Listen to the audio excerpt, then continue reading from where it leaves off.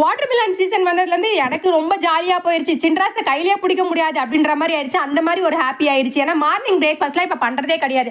தினைக்குமே இந்த வாட்டர்மெலனை வச்சு அப்படியே மார்னிங் பிரேக்ஃபாஸ்ட்டு அதை ஓட்டிடுறது. சண்டேன்றதுனால எங்கள் வீட்டில் இருந்து எனக்கு மீன், அதுக்கப்புறம் மட்டன் இதெல்லாம் வாங்கி கொடுத்து விட்டுருந்தாங்க. அவங்களுக்கு க்ளீனும் பண்ணிட்டாங்க. அவங்களுக்கு தெரியும் போல இருக்கு எனக்கு க்ளீன் பண்ண தெரியாது அப்படிங்கிறது. அதுக்கப்புறமேட்டு என்ன பண்ணுறதுன்னு யோசிச்சிட்டே கிடந்தேன். சரி, லாஸ்ட் டைமாக ஒரு வாட்டி இப்படி தான் மட்டன் வாங்கி கொடுத்துட்ருந்தாங்க. அதை நான் குழம்பு வச்சேன். உண்மையாகவே நல்லா தான் இருந்துச்சு.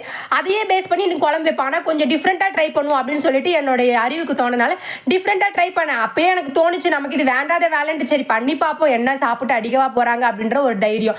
அப்புறமேட்டு பண்ண உண்மையாகவே கேவலத்தின் உச்சமாக வந்தது. எனக்கு குழம்பு சுத்தமாக பிடிக்கல.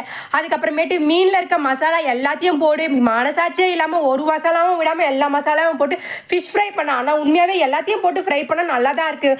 நல்லா லஞ்சை நல்லா ஃபுல்லாக சாப்பிட்டு முடிச்சுட்டு ஈவினிங் வெளியே போனால் தான் இன்றைக்கி எனக்கு டேவே கம்ப்ளீட் ஆகும்னு சொல்லிட்டு நானும் என் ஃப்ரெண்டு எல்லாருமே சேர்த்து வெளியே பார்க்குக்கு போயிட்டு ஜாலியாக என்ஜாய் பண்ணிட்டு வந்துட்டோம்.